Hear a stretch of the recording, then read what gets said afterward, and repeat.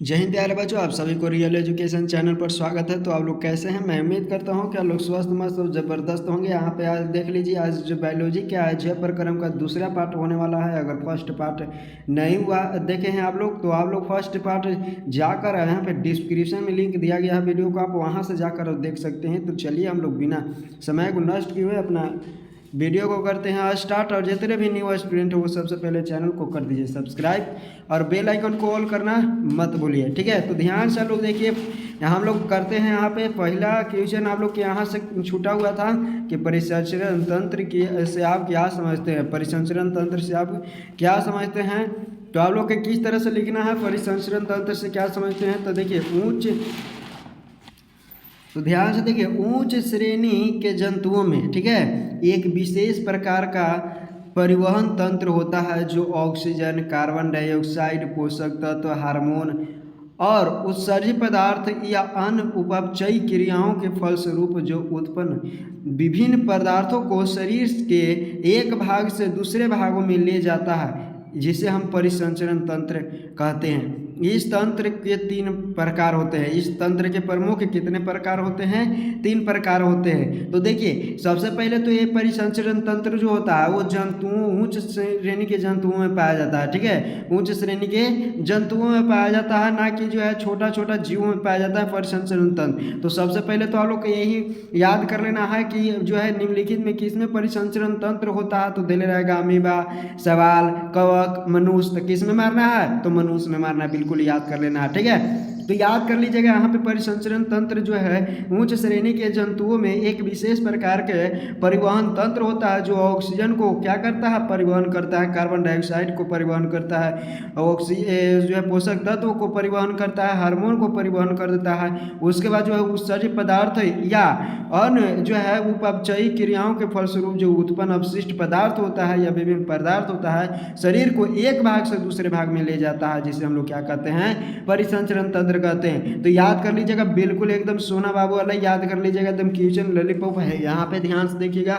इसके जो है तंत्र के, इस तंत्र के 3 प्रमुख अवयव होते हैं, ठीक है। 3 प्रमुख अवयव कौन कौन होते हैं आप लोग को ध्यान से देखना है। तो सबसे पहले तो क्या होना है कि रक्त, रुधिर, ठीक है, रक्त जिसको हम लोग कहते हैं ब्लड, ठीक है, रक्त या रुधिर। तो यहाँ पे सबसे पहले खून, हम लोग देहाती भाषा में क्या कहते हैं? खून कहते हैं। तो यहाँ पे क्या है, सबसे पहला तो यही हो जाएगा, रक्त का अवयव क्या हो जाएगा? परिवहन का अवयव। तो यहाँ पे रुधिर हो जाएगा, जो क्या करता है? ऑक्सीजन को और कार्बन डाइऑक्साइड को परिवहन करता है, ठीक है, ऑक्सीजन और कार्बन डाइऑक्साइड को परिवहन करता है, ठीक है। उसके बाद होता है हृदय, रक्त वाहिनियां। रक्त वाहिनियां कहे तो ये 2 प्रकार के होते हैं, जैसे कि यहाँ पे रक्त वाहिनियां शिरा और धमनियां, ठीक है, शिरा और धमनियां यहाँ पे 2 होते हैं। हृदय बिल्कुल आप लोग को समझ में आ गया होगा, ठीक है, बिल्कुल आप लोग को समझ में आ गया होगा कि जो है रक्त, इस तंत्र के कितने प्रमुख अवयव होते हैं? तो 3 प्रमुख अवयव होते हैं। फर्स्ट आप लोग को याद करना है रक्त, दूसरा याद करना है हृदय, तीसरा याद कर लेना है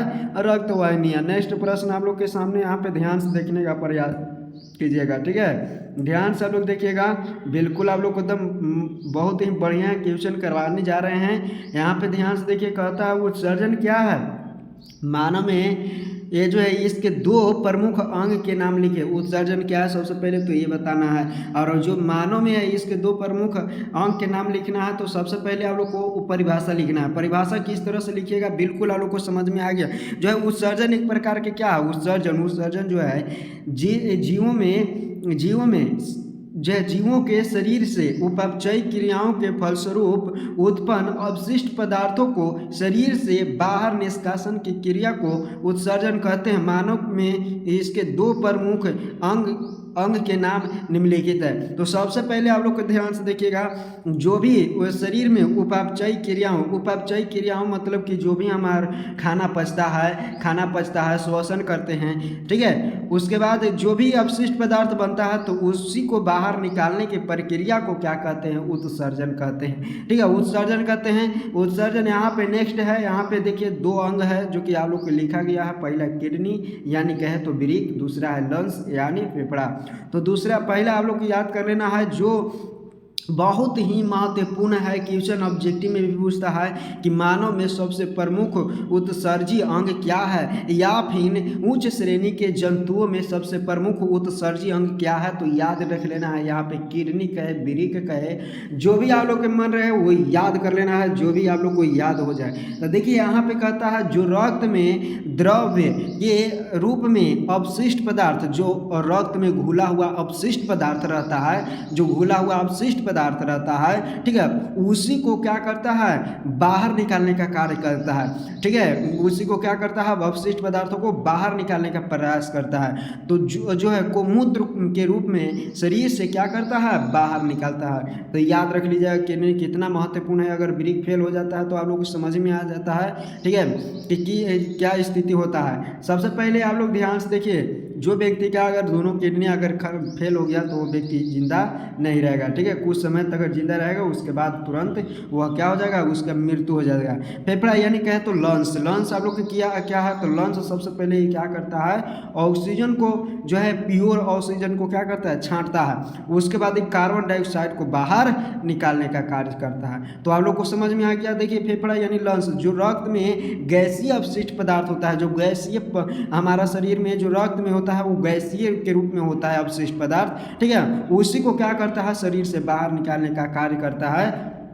जो ये कौन कार्य करता है, तो फेफड़ा करता है। बिल्कुल आप लोग को समझ में आ गया होगा। नेक्स्ट आप लोग के क्वेश्चन बिल्कुल ध्यान से देखने का प्रयास कीजिएगा, ठीक है, बिल्कुल आप लोग को समझ में आ गया होगा। चलिए अब हम लोग नेक्स्ट चलते हैं, और नेक्स्ट आप लोग के सामने क्या क्वेश्चन करता है, जरा ध्यान से देखिएगा। वातपोत्सर्जन क्रिया का जो है पौधों के लिए क्या महत्व है। तो वातपोत्सर्जन क्रिया का पौधों के लिए, तो वातपोत्सर्जन अगर नहीं होगा पेड़ पौधों में, तो पेड़ पौधों में वातपोत्सर्जन नहीं होगा, वह पेड़ पौधा तुरंत सूख जाएगा। ठीक है, वह पेड़ पौधा तुरंत सूख जाएगा। याद कर लीजिएगा, सबसे पहले वातपोत्सर्जन क्रिया का पौधों में के लिए निम्नलिखित महत्व है। पहला तो करता है बाबू कौची, तो ध्यान से देखिए यहाँ पे करता है, यह पौधों में के मूल रोम यानी जो मूल क्या होता है, मूल रोम द्वारा खनिज, मूलों में एक प्रकार के क्या है, जड़ों है, क्या है, जड़ है, जो पेड़ पौधा के जड़ों में पाया जाता है। मूलों में एक प्रकार के सब समझिए कि कोशिका है, क्या है, कोशिका, और यह कहाँ स्थित रहता है, तो पेड़ पौधा के जड़ों में रहता है। तो देखिए यह पौधे के मूल रोम द्वारा खनिज लवणों के अवशोषण एवं जड़ से पत्तियों तक उसके परिवहन में सहायक होता है। तो सबसे पहले तो ये वातपोत्सर्जन की क्रिया है। वातपोत्सर्जन जो देखिए यहाँ पे वातपोत्सर्जन जो होता है, वातपोत्सर्जन वो क्या करता है, एक प्रकार के गैसीय जो गैस रहता है, उसमें जो पानी रहता है पेड़ पौधा में, उस पानी को वातावरण में छोड़ने का कार्य करता है। ठीक है, उसी को वातपोत्सर्जन कहते हैं। अब आप लोग को समझना है कि सबसे पहले इसका महत्व क्या है। अगर वातपोत्सर्जन क्रिया नहीं होगा तो वह पेड़ पौधा में जड़ से यानी जड़ से चोटी तक पानी का प्रवाह नहीं होगा। पहला यही है। नेक्स्ट आप लोग के दूसरा यहाँ पे क्या है, दूसरा है कि यह पौधों में तापमान जो है ताप क्रम संतुलन बनाए रखता है। तो दूसरा तो आप लोग को ये याद रख लेना है कि पहला है कि वह मूल से चोटी तक लगातार जो है जल की धारा प्रवाहित तो होता है। दूसरा है कि यह तापमान जो पेड़ पौधा में तापमान होता है उसको संतुलन बनाए रखता है। तीसरा जो है वातपोत्सर्जन के कारण ही पेड़ जो है पौधे की जड़ से चोटी तक जल की निश्चित धारा जो है बनी रहती है, और ये प्रकार के जड़ से चोटी तक निश्चित धारा बनी रहती है, वातपोत्सर्जन का ही देन है। नेक्स्ट आप लोग के सामने यहाँ पे क्या है कि दिन में रंध्रों के खुले रहने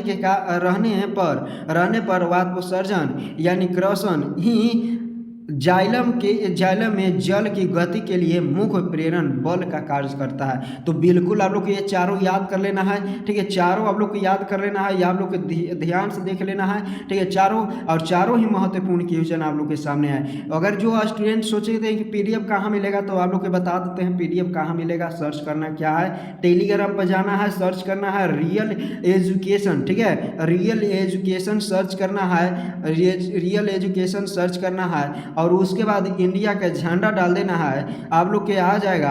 और उसको क्या कर लेना है, ज्वाइन, और देखिएगा कि पीडीएफ वहाँ पे बहुत सारा अपलोड किया गया है, स्टडी में जो है स्टडी मटेरियल अपलोड किया गया है। आप वहाँ से अपलोड करके ये जो है डाउनलोड करके आप अपने स्टडी को बहुत ही स्ट्रॉन्ग कर सकते हैं। ठीक है, तो ध्यान से आप लोग देखिए। नेक्स्ट प्रश्न आप लोग के सामने है कि मूत्र बनने मूत्र बनने की मात्रा का जो है नियमन किस प्रकार होता है। तो मूत्र बनने का जो है मात्रा का नियमन किस में होता है, किस प्रकार होता है। तो आप लोग को लिखना है सबसे पहले क्या कि जल की मात्रा पूर्ण अवशोषण, यानी शरीर जो है 3 प्रकार के कार्य करता है। ब्रिक जो होता है वो 3 प्रकार के कार्य करता है। कौन कौन करता है आप लोग के आगे बताएंगे, ठीक है। जल की मात्रा पूर्ण अवशोषण शरीर में उपलब्ध अतिरिक्त जल की मात्रा पर तथा किसी विलय या उत्सर्जी का जो है करता है, ये जो है पर निर्भर करता है। देखिए जल की मात्रा पूर्ण अवशोषण शरीर में उपलब्ध अतिरिक्त जल की मात्रा तथा जो है कितना विलय व उत्सर्जित करना है, ये किस पर निर्भर करता है। तो जल पर निर्भर करता है। ध्यान से देखिएगा, पर निर्भर करता है, यानी हमारा जो उत्सर्जित पदार्थ जो होता है, मूत्र का जो निष्कासन होता है वो किस पर निर्भर करता है। तो वो हमारे शरीर में जल की मात्रा पर निर्भर करता है। किस पर, तो जल की मात्रा पर निर्भर करता है। अगर जिसमें जितने जल आप लोग पीजिएगा उतने उत्सर्जित पदार्थ हमारे शरीर से बाहर निकलेगा, और जितने जल अगर कम पीजिएगा अपने शरीर से उत्सर्जित पदार्थ कम निकलेगा। यानी एक दिन में आप लोग को 4 से 5 लीटर पानी की आवश्यकता होती है, और इस समय तो और भी ज़्यादा, ठीक है। तो याद कर लीजिएगा, इतना अगर रोजीना जल का सेवन करते हैं तो आप लोग स्वस्थ मस्त और एकदम जबरदस्त रहेंगे। देखिए अगर अधिक मात्रा में जल या अन्य द्रव का सेवन किया जाए तो रक्त का दबाव बढ़ जाता है, वह अधिक मात्रा में मूत्र बनते हैं। मूत्र की मात्रा भोजन के लिए खनिज लवण एवं दूसरे ठोसों आहार पर भी निर्भर करता है। वो जो है उदाहरण के लिए अगर खाने में नमक की मात्रा अधिक हो तो वृक्क में उचित मात्रा में लवण मूत्र साथ ही बनते हैं, जिसके रक्त विसरण दाब सही रखता है। मूत्र जो है मूत्राशय पेय होता है, मूत्राशय पेशीय होता है, अतः यह तंत्रिका नियंत्रण में है और हम इसे जो है कारणवश मूत्र जो है निष्कासित को नियंत्रित कर लेते हैं। तो याद कर लीजिएगा, बिल्कुल आप लोग को समझ में आ गया होगा। कहेंगे कि इतना बड़ा कैसे याद होगा, तो कुछ नहीं याद करना है। मूत्र बनने की मात्रा का नियम किस प्रकार होता है, तो यहाँ पे नियम लिखना था कि कैसे मूत्र बनता है। तो आप लोग को पता होगा कि जितना हम लोग पानी अधिक पिएंगे मूत्र उतना ही बनेगा, उतना ही हमारे शरीर से उत्सर्जित पदार्थ निकलेगा, और उसी क्रिया को हम लोग लिख दिए अपने शब्दों में। तो बस आप लोग इतना ही करना है। नेक्स्ट है वातकोसर्जन को परिभाषित करना। वातकोसर्जन होता क्या है, इसको परिभाषित करना है। तो बस कुछ नहीं, एकदम बाबू सोना वाला यहाँ पे क्या है, एकदम हलवा है, ठीक है। परिभाषा नहीं है, हलवा है। देखिए ध्यान से देखिए, द्रव, यहाँ पे ध्यान से देखिए, द्रव जो है द्रव का कमरे के ताप या द्रव के क्वथनांक के निम्न के तापमान पर वाष्प बनकर धीरे धीरे वायुमंडल में जाने की प्रक्रिया वाष्पोत्सर्जन कहलाता है, ठीक है। तो जो भी हम लोग के टेम्परेचर होता है, क्या होता है टेम्परेचर, जैसे हमारे एक कमरे का टेम्परेचर लगभग 26 से 27 डिग्री सेल्सियस होता है। तो जो इतने डिग्री सेल्सियस पर क्या करता है, अगर वो जल क्या होता है, वाष्प बन जाता है, और वाष्प बन के धीरे धीरे वायुमंडल में चला जाता है, जिसको वाष्पोत्सर्जन कहते हैं। या फिर हम लोग ऐसे भी कह सकते हैं कि जो है पेड़ पौधा के वायवीय भागों में, पेड़ पौधा के पत्तियों के वायवीय भागों से जलों को निष्कासन करना वाष्पोत्सर्जन कहते हैं। तो ये बिल्कुल राइट आंसर हो जाएगा, ये भी दोनों राइट आंसर हो जाएगा। बिल्कुल आप लोग को याद कर लेना है। नेक्स्ट प्रश्न है कि क्या शाकाहारी एवं मांसाहारी जंतुओं में छोटी आंत की लंबाई में भिन्नता होता है, ये जो है यदि हाँ तो क्यों। देखिए कह रहा है कि शाकाहारी और मांसाहारी में छोटी आंत, या कहें तो सीधे कि आहार नाल की लंबाई जो होता है उसका भिन्न होता है, यानी एगो के बड़ा होता है, एगो के छोटा होता है। तो ऐसा क्यों होता है आप लोग के बताना है कि होता है तो ऐसा क्यों होता है, बड़ा छोटा क्यों होता है। तो सबसे पहले तो आप लोग को पता होगा कि जो मनुष्य होता है वो पका के खाता है। क्या करके खाता है, किसी चीज़ को कांचे नहीं खाता, बल्कि जो कांचा खा वाला चीज़ होता है, जैसे कि यहाँ पे जो होता है खीरा ककड़ी है, सारा चीज़ क्या है, कांचे खाने वाला चीज़ है। तरबूज, ये सब कांचे खाने की चीज़ है। तो ये सारा चीज़ छोड़ के बाकी चावल दाल भात ये सब क्या करता है, कांचे खाता है। तो इसके वजह से इसका आहार नाल नाजुक होता है, जो कि छोटा होता है। आहार नाल और छोटी आंत के खास करके लंबाई छोटा होता है। क्यों, क्योंकि यह जो है कच्चे के अपेक्षा पका जो है वो जल्दी पच जाता है। क्या हो जाता है? जल्दी पच जाता है, जिसकी वजह से उसका जो है लंबाई छोटा होता है। देखिए, छोटी आंत की लंबाई भोजन के प्रकार पर निर्भर करता है। अभी बताएं कि भोजन के प्रकार पर निर्भर करता है। जैसे हम लोग कच्चा खाते हैं कि सॉरी पका खाते हैं, है कि नहीं।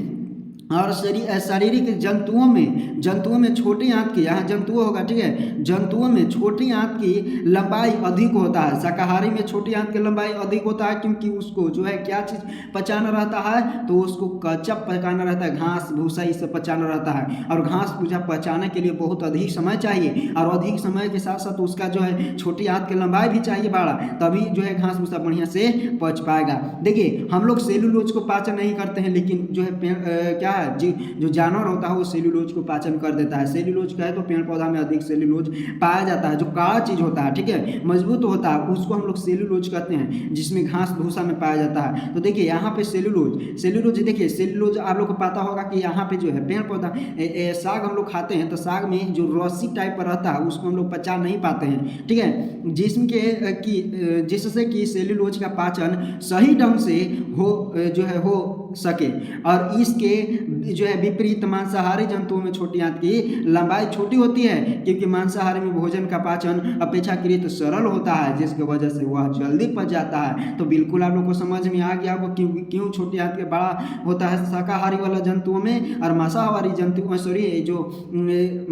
जंतु होता है उसका छोटी आंत कम होता है। तो यहाँ पे आप लोग को समझ में आ गया मांसाहारी तो अधिकतर जो है, यहाँ पे मनुष्य के बारे में हम एग्जांपल लेके बताएं, लेकिन मनुष्य जो है वो क्या होता है, मनुष्य जो है वो सर्वाहारी के अंतर्गत आता है। तो मांसाहारी आप लोग को समझ में आ गया। जो है मांसाहारी जो होता है वो मांसों को पचाने में थोड़ा सा कम समय चाहिए, है ना। जैसे मुर्गा खाते हैं तो देखते होंगे कि आप लोग को तुरंत पच जाता होगा, यानी 6 घंटा के अंदर ही पच जाता है, लेकिन 6 घंटा के अंदर शाकाहारी में नहीं पचेगा। तो बिल्कुल आप लोग को ये क्वेश्चन करवा दिए। अब हम लोग चलेंगे नेक्स्ट क्वेश्चन की ओर, तो ध्यान से देखने का प्रयास कीजिएगा। कहता है मनुष्य में दंत क्षरण क्या है, यानी जिसको हम लोग कहते हैं दंत अस्थि क्षय, यानी दंत अस्थि क्षय क्या है, मनुष्य में दंत अस्थि क्षय का कारण क्या है। तो कारण क्या है, तो जब हम लोग क्या करते हैं, मीठे चीज कुछ खाते हैं, क्या करते हैं, मीठे चीज खाते हैं, और जब मीठे चीज खाएंगे तो ये दांतवा जो होता है, ये दांतवा में क्या हो जाएगा, चिपक जाएगा, ये दांतवा में क्या हो जाएगा, चिपक जाता है। और जब हम लोग साफ